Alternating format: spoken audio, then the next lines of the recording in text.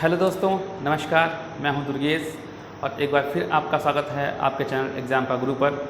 और जैसा कि हम लोग ज्योग्राफी में वर्ल्ड ज्योग्राफी देख रहे थे और वर्ल्ड ज्योग्राफी विश्व के भूगोल क्रम में हम लोगों ने कुछ चीज़ें देखी थी और एक क्रम से हम लोग आगे बढ़ रहे थे। उसी क्रम में आज जो है हम लोग महाद्वीप की चर्चा करेंगे। देखिए क्या है कि हमारा जो विश्व है, पूरा विश्व का जो मैप है वो आपका, जैसे आपने देखा था कि ये एक हमारे पृथ्वी थी और इसी पृथ्वी पर जो है इस तरीके से हम लोगों ने इस पृथ्वी को बांट लिया था। इसी क्रम में हमारे यहाँ की टोटल 7 महाद्वीप हैं जिनको कॉन्टिनेंट बोलते हैं, ठीक, और 5 बड़े महासागर हैं, ठीक। तो महाद्वीप में सबसे बड़ा जो महाद्वीप है वो आपका है एशिया।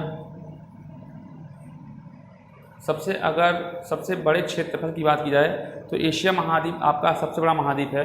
उसी के क्रम में हम लोग आगे बढ़ेंगे तो आप यहाँ पाएंगे अफ्रीका, आगे आप पढ़ेंगे तो नॉर्थ अमेरिका, फिर साउथ अमेरिका, उसके बाद आपका आता है अंटार्कटिका, ठीक, अंटार्कटिका। उसके बाद आपका आएगा यूरोप और तब आपका आएगा ऑस्ट्रेलिया। इस तरीके से 7 महाद्वीप हैं। सबसे बड़ा महाद्वीप आपका कौन सा है? एशिया है। उसके बाद आपका अफ्रीका आएगा, फिर नॉर्थ अमेरिका मतलब कि उत्तरी अमेरिका महाद्वीप, और एक दक्षिण अमेरिका महाद्वीप, फिर अंटार्कटिका है, तब यूरोप है और लास्ट में ऑस्ट्रेलिया। तो सबसे छोटे अगर महाद्वीप की बात की जाए तो ऑस्ट्रेलिया है और सबसे बड़ा महाद्वीप आपका जो है एशिया है।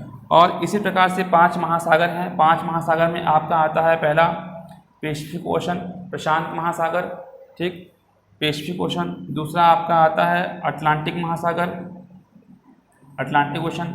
फिर आपका आता है अंटार्कटिक, ठीक, आर्कटिक महासागर।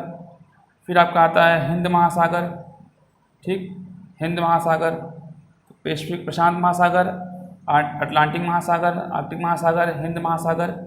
इस तरीके से हम महासागरों की बात करेंगे, ठीक।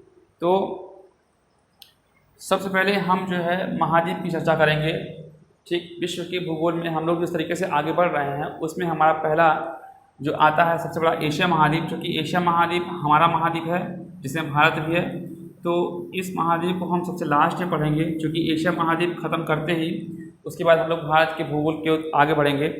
तो जैसे कि ये अगर हम ओवरऑल देखें, ये ग्लोब अगर है, इस ग्लोब में अगर आपने देखा होगा तो इस तरीके से यहाँ जो है आपका नॉर्थ अमेरिका है, इधर आपका साउथ अमेरिका है, ये वाला एरिया जो है आपका अफ्रीका का है, अफ्रीका महाद्वीप का है, ठीक, अफ्रीका महाद्वीप का है।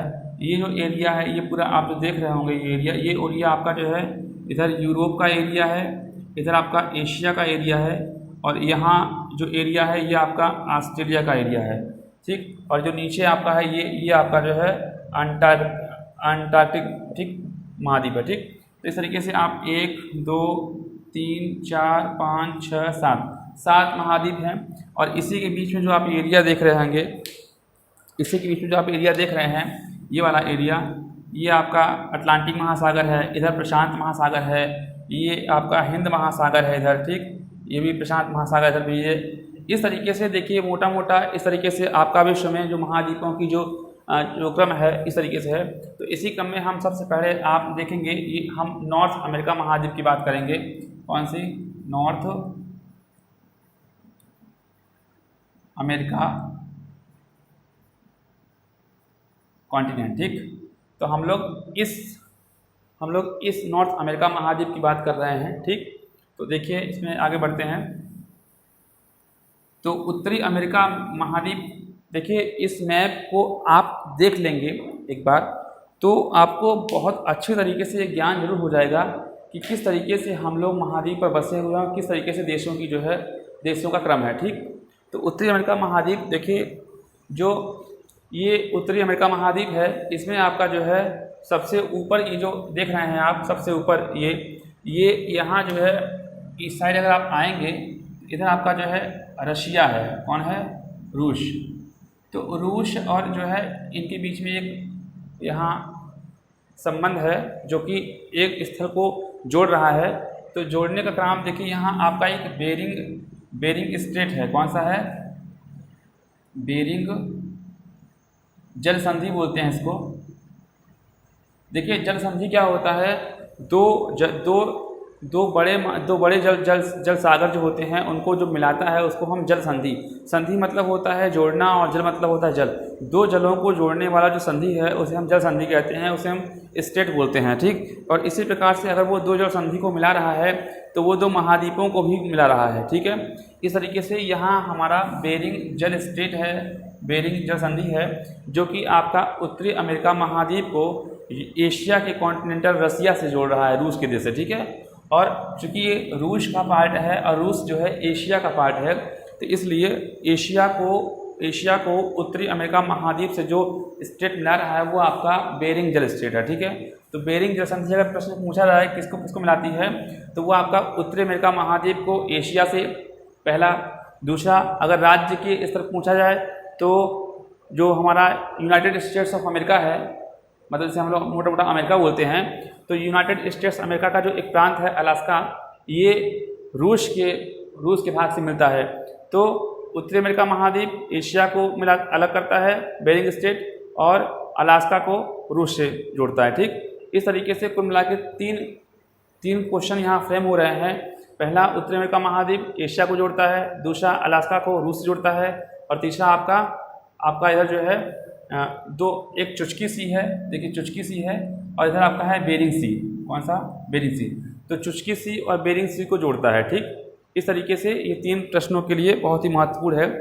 तो अब चूँकि ये इसका अंतिम छोर था, ऐसे ही इसका ये लास्ट अंतिम छोर ये है, और इधर जो है आपका पड़ता है साउथ अमेरिका। तो दक्षिण अमेरिका को उत्तर अमेरिका से जो अलग कर रहा है वो यहाँ है आपका एक पनामा जल संधि। कौन सी? पनामा जल संधि। जिस तरीके से वहाँ बेरिंग जल संधि थी, ऐसे ही यहाँ आपका पनामा जल संधि है, और पनामा जल संधि आपका जो है दक्षिण अमेरिका महाद्वीप को उत्तर अमेरिका महाद्वीप से अलग करती है, ठीक। और अगर दूसरा प्रश्न आएगा तो इधर आपका जो है पैसिफिक ओशन है, पैसिफिक ओशन, और इधर आपका है अटलांटिक महासागर, अटलांटिक ओशन, ठीक। तो दूसरा क्वेश्चन क्या फ्रेम होगा इसमें, उत्तर क्या होगा कि प्रशांत महासागर को अटलांटिक महासागर से जोड़ने का कार्य कौन करती है? पनामा जल संधि। ये आपका मोटा मोटा ये था कि इसका जुड़ाव किधर है। तो उत्तर में इसका जुड़ाव बेरिंग जल संधि से है, और दक्षिण में इसका जो है पनामा जल संधि से है, ठीक। उसके बाद शुरू करते हैं हम लोग। ये पहला पॉइंट आता है सबसे ऊपर, ये आता है आपका अलास्का। अलास्का क्या है? अलास्का, जैसे कि हम लोग अमेरिका मोटा मोटा बोलते हैं कि अमेरिका एक देश है, तो अमेरिका, उसका रियल नाम अमेरिका नहीं है, उसका नाम है यूनाइटेड स्टेट्स ऑफ अमेरिका, संयुक्त राज्य अमेरिका। तो संयुक्त राज्य अमेरिका में कुल 50 प्रांत हैं, जैसे 50 उसके अलग अलग स्टेट हैं, और उन 50 स्टेटों में जो है ये आपका जो है 49वां स्टेट है, ठीक। 49वां प्रांत आपका अलास्का है। और अलास्का सबसे, चूँकि अलास्का आपका संयुक्त राज्य अमेरिका, ये आपका यूएसए है, ये आपकी जो बाउंड्री दिख रही है ये एक प्रकार से एक देश की बाउंड्री मैंने डिवाइड कर दी है आपकी सुविधा के लिए, ठीक।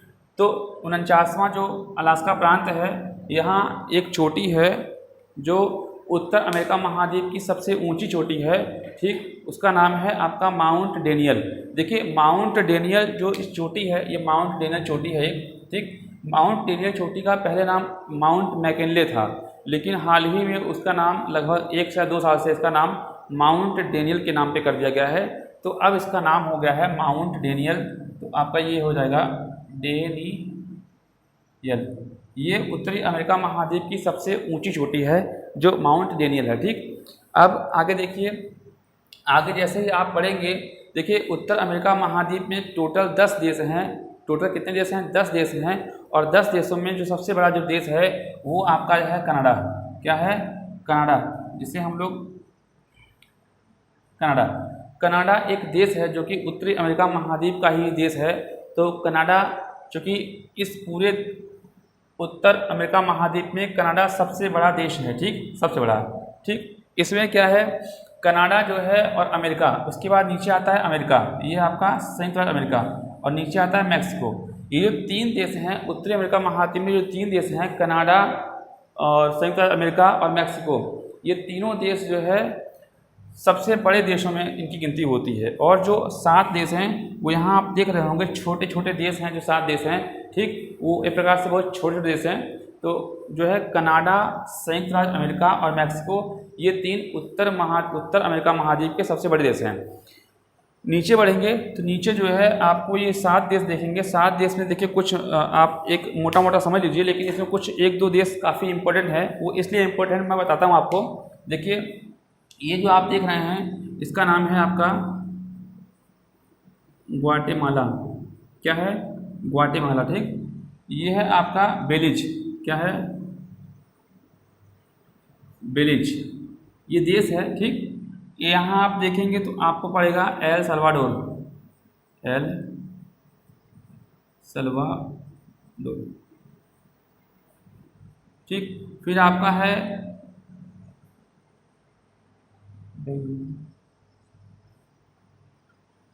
यहाँ पे Honduras,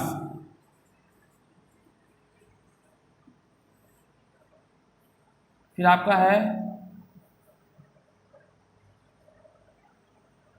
बेलिज, Guatemala, El Salvador, Honduras. यहाँ आपका है आपका निकारागुआ, निकारागुआ। फिर है आपका यहाँ कोस्टा रिका, और फिर है आपका पनामा। देखिए पनामा एक देश है और पनामा से ही लगा हुआ पनामा जल संधि है। तो पनामा तो आपको याद ही हो जाएगा, लेकिन ये छोटे छोटे देश हैं, ये इसलिए याद करना जरूरी है। देखिए चूँकि इस अमेरिका महाद्वीप में केवल 10 ही देश हैं, जो कि बहुत ईजिली आपको भी मैं याद करा दूंगा, बहुत टेंशन की जरूरत नहीं है। तो इसमें आपने समझा कि 3 तो बड़े बड़े देश हैं, कनाडा सबसे बड़ा है, संयुक्त राज्य अमेरिका है, और आपका मैक्सिको है।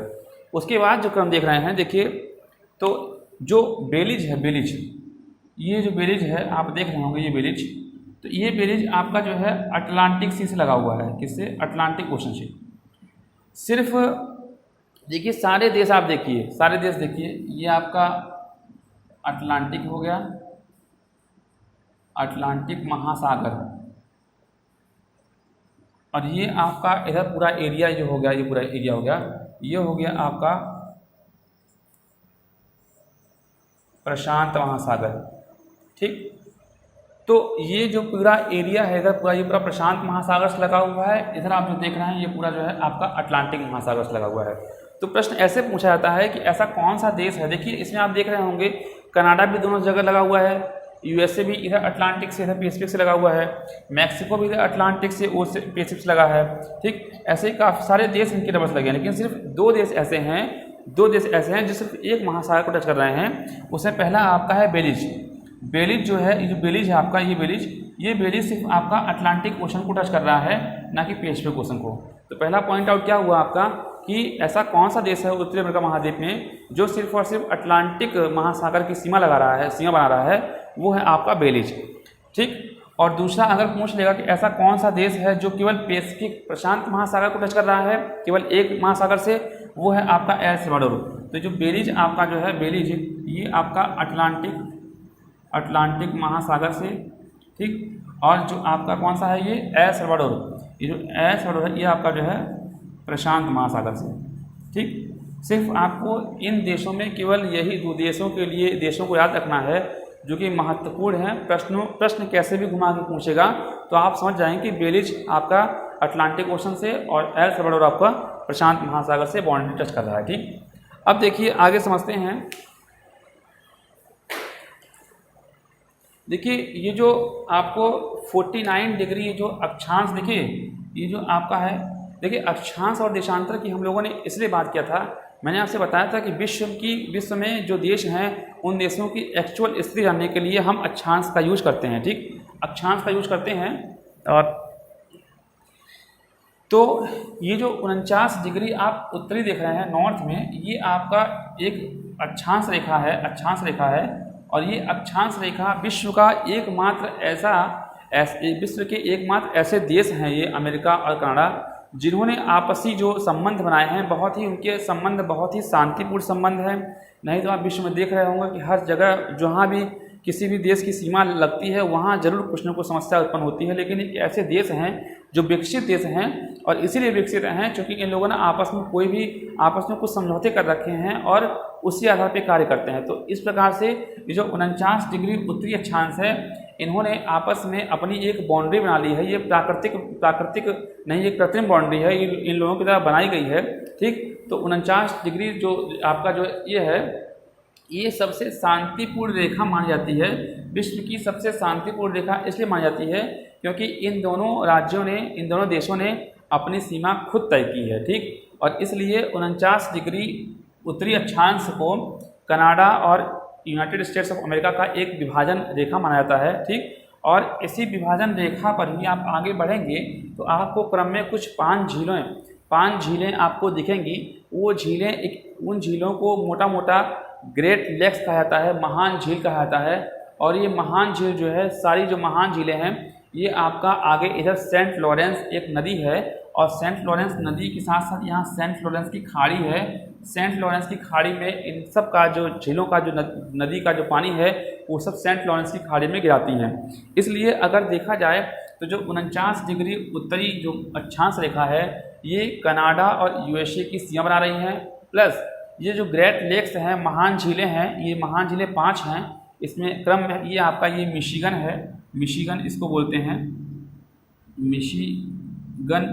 ठीक, मिशिगन नाम है। फिर आपका जो है इधर, सॉरी ये मिशिगन नहीं है, आपका सुपीरियर है, सॉरी ये आपका सुपीरियर है, ये आपका मिशिगन है,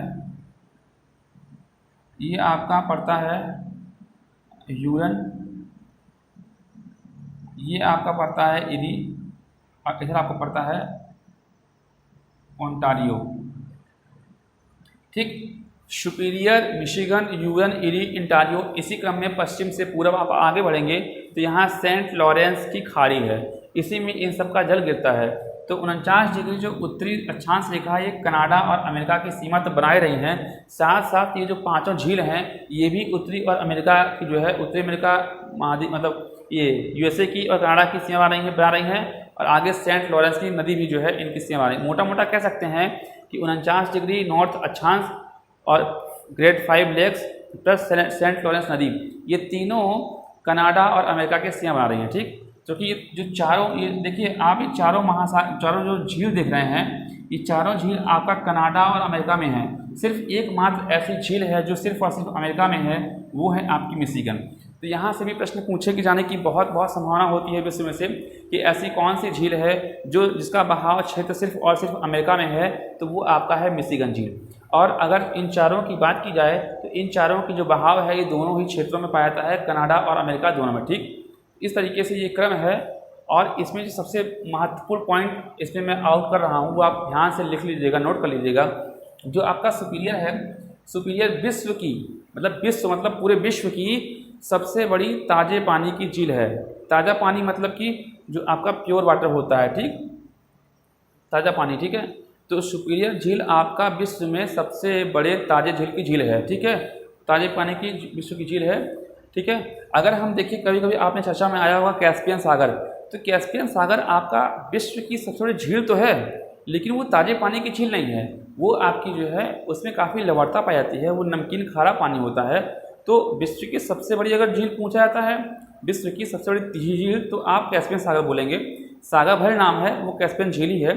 लेकिन अगर विश्व में सबसे बड़ी ताजे पानी की झील पूछी जाएगी तो आप नाम देंगे सुपीरियर झील का। ठीक, सुपीरियर झील जो है इन सब झीलों में सबसे बड़ी झील है, पहली चीज़ तो। ठीक, सुपीरियर फिर इन सब झीलों में सबसे बड़ी झील सुपीरियर है और विश्व की ताजे पानी की सबसे बड़ी झील भी है। ये सुपीरियर, यूरन, इरी और ओंटारियो, ये कनाडा और अमेरिका दोनों में सीमा बनाते हैं। लेकिन जो मिशिगन झील है, मिशिगन, ये आपका सिर्फ और सिर्फ जो है अमेरिका की झील है। ठीक है, और देखिए इसी झील पर जो आपकी इरी और ओंटारियो है, देखिए इरी और यहाँ इस जगह ये इरी झील है, ये ओंटारियो झील है। इरी और ओंटारियो झील के बीच में एक वाटरफॉल्स का नाम आपने सुना होगा, नियाग्रा जलप्रपात। नियाग्रा वाटरफॉल्स आपका इरी और ओंटारियो के बीच में ही है। तो ये भी आपका कनाडा और अमेरिका की सीमा पर है। ठीक है, नियाग्रा। और चूँकि जो यहाँ जो है इस तरीके से जो यहाँ झीलें हैं और नदी हैं काफ़ी अच्छी मात्रा में, इसलिए जो क्षेत्र है अमेरिका का और कनाडा का, यहाँ जो है लंबे लंबे मुलायम घास के मैदान, चूँकि भाई जहाँ पानी की उपलब्धता होगी वहाँ जो है घास के मैदान और फसलों का उत्पादन होगा। तो इस एरिया में, इस पूरे एरिया में मुलायम घास और गेहूं की खेती के लिए बहुत ही महत्वपूर्ण स्थान है ये, चूँकि ये पूरा एरिया इधर का शीतोष्ण घास के मैदान है, चूँकि ये ध्रुव आ जाता है ऊपर। और कनाडा के तो अक्सर कर जो झीलें हैं वो हमेशा आपकी बर्फ़ से, झील से जमी होती हैं, चूँकि ठंडा प्रदेश है। तो इसलिए जो क्षेत्र आता है थोड़ा गर्म और ठंडा क्षेत्र आता है, इसलिए खेती के लिए गेहूं के उत्पादन, यहाँ गेहूं की काफ़ी मात्रा में फसल हो जाती है। इसलिए इस प्रदेश को, पूरे प्रदेश को आप जो है एक नाम देते हैं, वो नाम देते हैं प्रेयरी प्रदेश, प्रेयरी। ठीक, तो उत्तरी अमेरिका महाद्वीप में, उत्तरी अमेरिका में प्रेयरी प्रदेश में आपके मुलायम घास के मैदान होते हैं और गेहूं की और मक्के की खेती बड़े स्तर पर की जाती है, इसलिए ये जो है महत्वपूर्ण है। ठीक है, ये क्षेत्र आप समझ गए, इसको बोलते हैं प्रेयरी प्रदेश। तो प्रेयरी प्रदेश अगर पूछा जाए कि घास के मैदान में प्रेयरी कहाँ पाया जाता है, तो आप सीधे मान सकते हैं अमेरिका या कनाडा या फिर उत्तरी अमेरिका महाद्वीप में। ठीक, इस तरीके से ऑप्शन जिस तरीके से होगा आप उसका उत्तर मारेंगे। ठीक है, अच्छा इसी में क्या है, जो सुपीरियर है, सुपीरियर जो आपकी विश्व की सबसे बड़ी ताज़े पानी की झील है, यहाँ जो है एक स्थान है डुलूथ। तो यहाँ का एक डुलूथ स्थान है जो कि अपने यहाँ के जो कुछ प्रसिद्ध शहर हैं वो आप देख लीजिए। तो सुपीरियर झील के किनारे डुलूथ है, और मिशिगन जो झील है इसके पास आपका एक गैरी, और आपने नाम सुना होगा शिकागो। ठीक, तो शिकागो और गैरी मिशिगन और शिकागो आपका मिशिगन झील के तट के किनारे स्थित हैं। ठीक, इसी प्रकार से आप इरी जो झील देख रहे हैं, इरी, यहाँ एक शहर है, इसका नाम है डेट्राइट। आपने डेट्राइट क्या है, बहुत महत्वपूर्ण है, चूँकि ये प्रश्नों में बहुत ही पूछे जाते हैं। तो डेट्राइट आपका एक ऑटोमोबाइल सेक्टर है, जहाँ जो है औद्योगिक क्षेत्र है, जहाँ मोटर उद्योग का निर्माण काफ़ी ज़्यादा मात्रा में होता है, तो ये ऑटोमोबाइल क्षेत्र है। ठीक, इस तरीके से आपने ये समझा कि सुपीरियर झील, मिशिगन, ह्यूरन, इरी, ओंटारियो। आप एक क्रम इसको याद रखेंगे, क्रम क्या है इसका, तो सबसे पहले सुपीरियर आएगा, फिर मिशिगन आएगा, फिर ह्यूरन आएगा, फिर इरी, फिर ओंटारियो। ठीक, इसको एक बार आप देख लेंगे तो आपके दिमाग में ये मैप बन जाएगा। देखिए, मैप को अपने माइंड में बनाना बहुत ज़रूरी है, जिससे आप प्रश्नों को सॉल्व कर सकते हैं। ठीक, और इसी तरीके से आपने देखा सुपीरियर पे डुलूथ है, मिशिगन पे गैरी और शिकागो है। और अब आपको कोई पूछे शिकागो जा रहा हूँ तो आप समझ जाएंगे भाई वो मिशिगन के आसपास ही जा रहा है, नॉर्थ अमेरिका महाद्वीप में, यूनाइटेड स्टेट्स ऑफ अमेरिका देश में। ठीक है, और ये आपका डेट्राइट है। और देखिए आप यहीं आगे बढ़ेंगे तो ये जो एरिया है, ये देखिए संयुक्त राज्य अमेरिका की जो राजधानी है, आपने नाम सुना होगा वाशिंगटन डीसी। वाशिंगटन डीसी, जहाँ की आपके मतलब कि आप कह सकते हैं विश्व के सबसे बड़े जो राष्ट्रपति की जो बात की जाती है, वो आपका सर्वा जो होता है वो आपका अमेरिका का राष्ट्रपति होता है। तो वाशिंगटन डीसी में ही वो रहता है। तो संयुक्त राज्य अमेरिका की राजधानी क्या है आपकी, वाशिंगटन डीसी। ठीक, वाशिंगटन डीसी। और यही ये जो खाड़ी है, ये आपकी एक खाड़ी है, इसका नाम है आपका चेसपीक।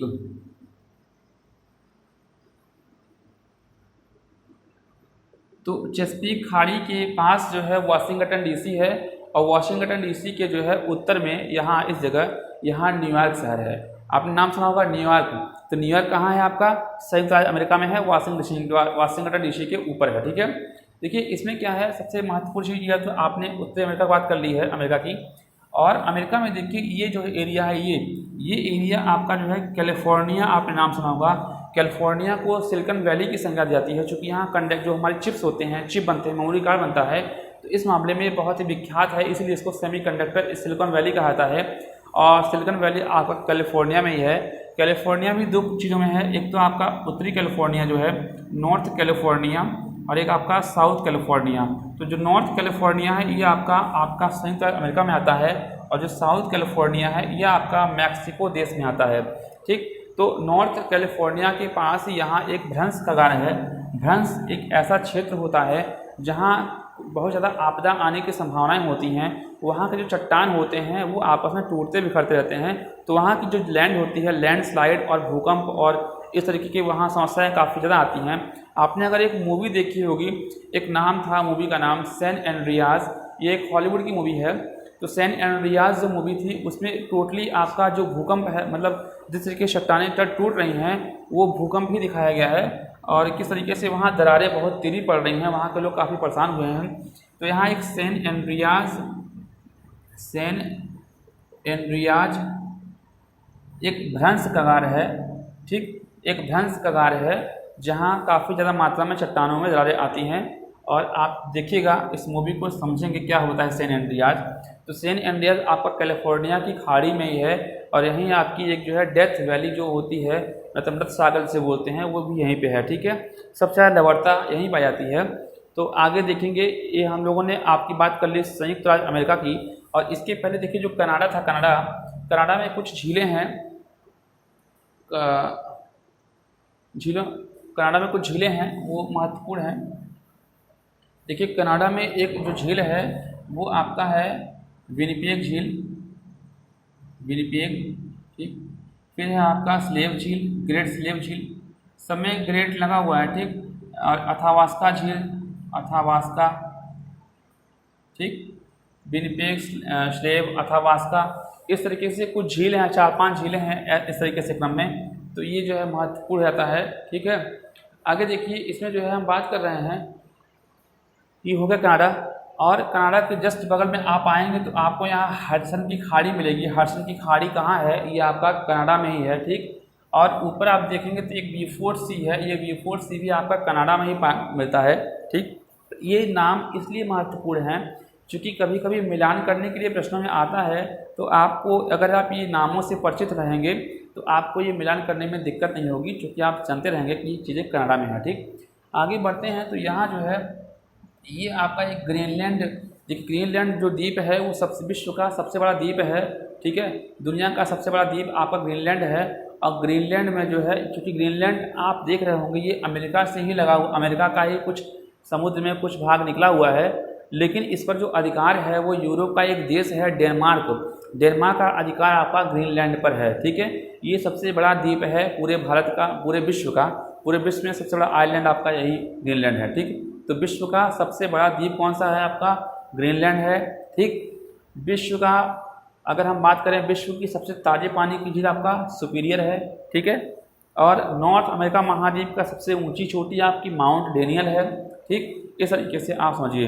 देखिए ये जो पॉइंट है, ये जो पॉइंट है आपका, ये पॉइंट आपका ये वाला, ये पॉइंट आपका एक श्रेणी है, पर्वत श्रेणी। जैसे हमारे भारत में हिमालय पर्वत श्रेणी है, उसी प्रकार से उत्तरी अमेरिका महाद्वीप में रॉकी नाम है, रॉकी पर्वत श्रेणी है, ठीक। रॉकी पर्वत श्रेणी है, ये दुनिया की सबसे लंबी पर्वत श्रेणी है, लेकिन दूसरे नंबर की, क्या कि सेकेंड लॉन्गेस्ट। देखिए लॉन्गेस्ट और लार्जेस्ट में अंतर होता है। लार्जेस्ट मतलब होता है बड़ा, और लॉन्गेस्ट मतलब होता है लंबा। तो ये दूसरी सबसे लॉन्गेस्ट जो है आपकी पर्वत रेंज है, ठीक, पर्वत रेंज श्रेणी है, तो रॉकी। अगर पहले की बात की जाए तो हम आगे बात करेंगे, जब हम साउथ अमेरिका महाद्वीप पढ़ेंगे तो उसमें जो एंडीज पर्वत श्रेणी है वो आपकी विश्व की सबसे लंबी पर्वत श्रेणी है, और उसके बाद आपका रॉकीज़ का स्थान आता है, ठीक है। तो रॉकीज़ में आपने समझा, और रॉकीज़ श्रेणी के अंतर्गत आपका अलास्का रेंज है, और एक एक माउंट लोगन है, ठीक। माउंट लोगन चोटी कहाँ की है? वो कनाडा की है। तो पहली तो आपकी माउंट डेनियल सबसे ऊंची चोटी है, दूसरे नंबर पर आपका माउंट लोगन चोटी है जो कनाडा में है, ठीक। तो ये भी आप ध्यान रखिएगा, ठीक है। और ये आपको पता ही है, विनिपेग है, स्लेव है, अथावास्का है, ठीक, अथावास्का है। अच्छा, सबसे ऊपर आपका यहाँ जो है, सबसे ऊपर जो है वो आपका बियर है, ग्रेट बियर झील, और लास्ट में आपका यहाँ जो है वो विनिपेग है। तो थोड़ा क्रम भी आप ध्यान रखिएगा। ये मैं जो भी चीज़ें आपको बता रही हूँ एक क्रम से, जैसे हमने बताया पश्चिम से पूरब ये क्रम बताया, उत्तर से दक्षिण ये क्रम है, बियर, स्लेव, अथावास्का, विनिपेग। तो इस तरीके से हम लोग इसको याद रखेंगे। ऐसे ही ये जो है मैंने आपको जो क्रम बताया है ये आपका उत्तर से दक्षिण का ही क्रम है, ये क्रम है, कोई ये बीच से नहीं उठाया गया है। तो इसको भी आप याद कर सकते हैं। देखिए याद करने के लिए क्या है, इसमें अगर आपको एक याद करना हो, चूँकि ये मैंने खुद ही ट्रिक बनाई थी अपने से ही, तो एक गाना था तो यहाँ मैंने लिखा था बेगाना सा हूँ नहीं कोई पनाह, बेगाना सा हूँ नहीं कोई पनाह, ठीक। ये मतलब एक ऐसे ही आ गया था दिमाग में, तो बेगाना सा हूँ, तो बे मतलब हो गया आपका बेलीज। देखिए मेरे जो आप ध्यान दीजिएगा, छोड़िए इसको। बेगाना, तो बे मतलब बेलीज हो गया, और गा मतलब हो गया ग्वाटेमाला। ठीक, बेलीज ग्वाटेमाला। और ना बेगाना, ना मतलब हो गया आपका क्या था, ना मतलब आपका, ना मतलब होगा निकारागुआ। कौन सा? निकारागुआ। तो बेगाना। फिर सा मतलब हो गया सल्वाडोर, एल सल्वाडोर। सा हूँ, बेगाना सा हूँ मतलब होंडुरास। और नहीं, नहीं मतलब क्या था? नहीं मतलब था आपका निकारागुआ। ठीक, नहीं कोई पनाह कोस्टारिका और पनामा। ठीक है, तो देखिए यहाँ कुछ मिस हुआ मुझसे। बेगाना, देखिए हाँ सॉरी, ये जो है ना बेगाना, ये एक ही शब्द है।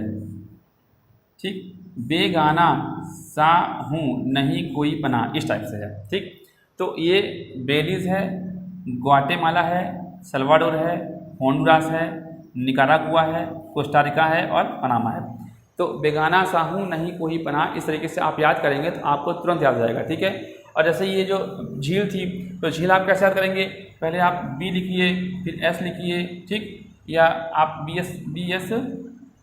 एस ए, ठीक है, बी एस ए होता है, बी एस ए का अधिकारी होता है शिक्षा विभाग में, तो बी एस ए, तो बी एस ए क्रम हो गया, बाद में जो आए समाज जी का, तो बी ए स्लेव अथावास का। ठीक, इस तरीके से है। वाशिंगटन की खाड़ी मैंने आपको बता ही दिया कि चेसपिक की खाड़ी यहाँ जो है न्यूयॉर्क यहीं पे है। ठीक है, तो और कैलिफोर्निया आपको बता ही दिया।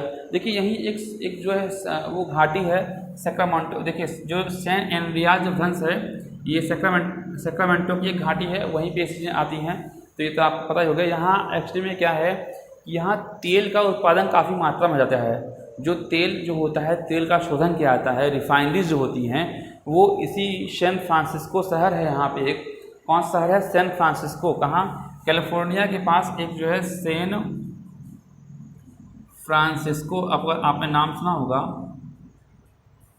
सैन फ्रांसिस्को जो शहर है, वहाँ तेल रिफाइनरी काफ़ी ज़्यादा मात्रा में है, और इसीलिए इसको जो है तेलों का जो है गोल्डन गेट के नाम से जाना जाता है। इसको किसको?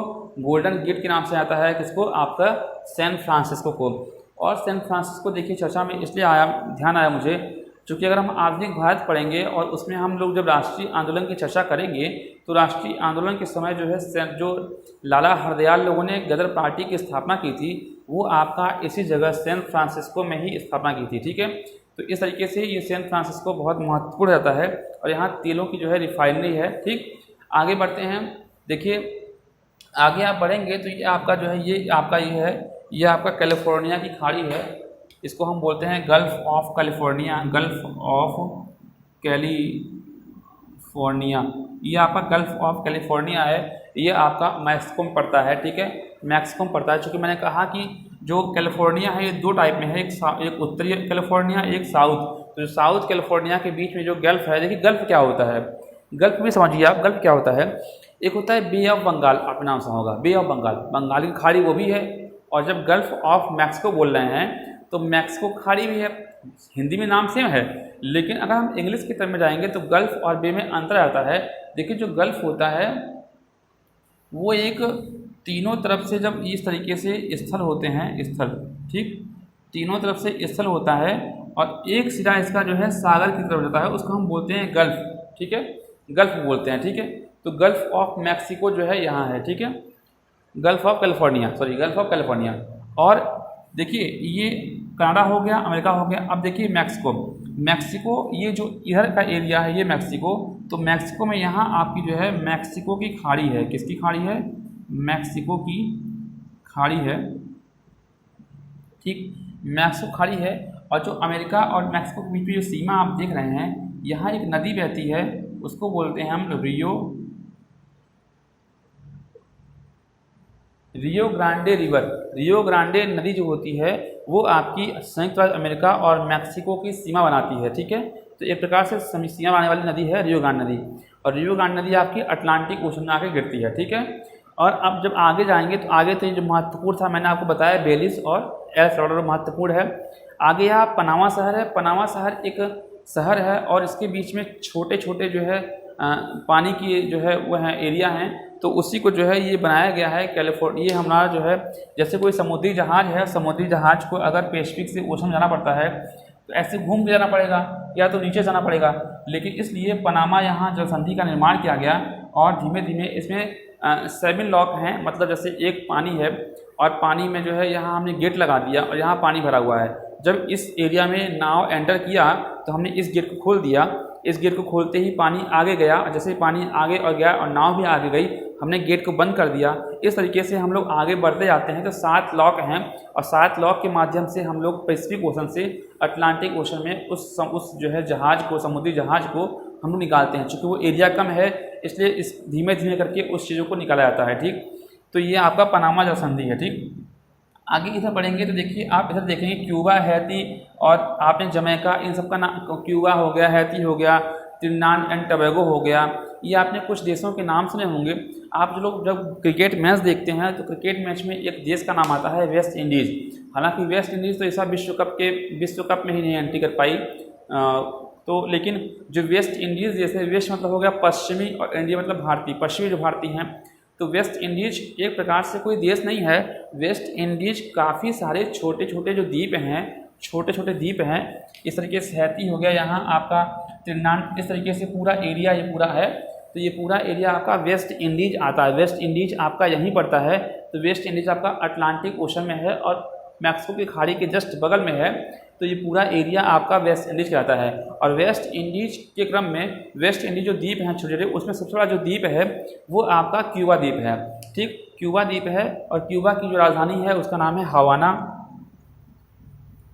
क्यूबा की जो राजधानी है उसका नाम है हवाना। तो इस तरीके से यहाँ जो है ये वेस्ट इंडीज में सबसे बड़ा देश है। ठीक है, वेस्ट इंडीज में।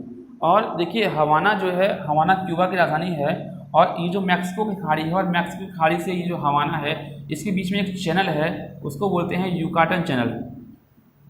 युकाटन चैनल, तो ये युकाटन चैनल की अगर बात की जाए तो युकाटन चैनल आपका क्यूबा को मैक्सिको की खाड़ी से अलग करता है। ठीक, और उसको जो और मैक्सिको की खाड़ी को आपका जो है अटलांटिक ओशन से जोड़ता है।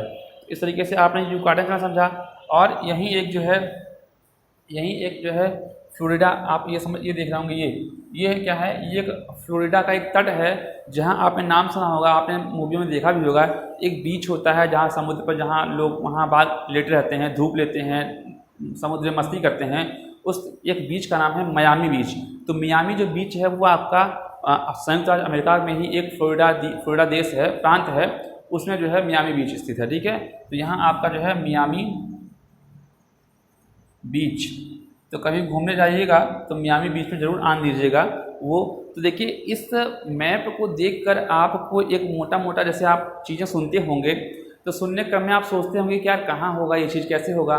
तो जब आप महाद्वीपों का विस्तार से अध्ययन करेंगे तो उसके अध्ययन क्रम में आप चीज़ों को समझेंगे और देखेंगे कि अरे ये चीज़ यहाँ है अपने, ठीक है, तो ये चीज़ यहाँ है। तो आपकी जो जिज्ञासा है वो आपकी यहाँ से दूर होगी और आप समझेंगे कि हाँ ये भी देश यहाँ पे है। कोई अगर पूछता है तो चीज़ें आपको जानकारी होगी इस चीज़ की। ठीक है, और यहाँ से प्रश्नों की जो प्रकृति होती है काफ़ी ज़्यादा पूछी जाती है। तो ये मोटा मोटा मैंने आपको बता दिया है और जो इसमें चीज़ें छूटी हैं वो हम जो है कल के लेक्चर में करेंगे, क्योंकि पूरा एक दिन में पूरा महाद्वीप को पूरा कवर करना बस की बात नहीं है, लंबा वीडियो काफ़ी हो जा रहा है। तो ये आपका आज आपका ये था आपका उत्तरी अमेरिका महाद्वीप, उत्तरी अमेरिका महाद्वीप। ठीक, इसके बारे में हमने आज समझा और हमने देशों को समझा, कितने देश हैं यहाँ, कौन कौन सी झीलें हैं, क्या किस तरीके से समस्याएं हैं। ठीक है, कनाडा आपका मोस्टली जो है बर्फ़ से ढका हुआ देश है। तो ठीक है दोस्तों, कैसा लगा आपको जो है आज का वीडियो हमारा, और हम लोगों ने महाद्वीप की शुरुआत कर दी है। प्लीज़ आइए और देखिए इस चैनल को, और मुझे लगता है आपको बहुत कुछ आपको आज समझने को मिला होगा। तो ठीक है दोस्तों, और इस चैनल को जरूर सब्सक्राइब कीजिए और लोगों को शेयर कीजिए जिससे लोग इससे जुड़ें और लोगों को ये कुछ जानकारियाँ हों। ठीक, अगर आपको ये अच्छा चैनल लगता है तो प्लीज़ आप इसको पूरा वीडियो देखिए और सब्सक्राइब कीजिए। ठीक है, धन्यवाद दोस्तों, नमस्कार।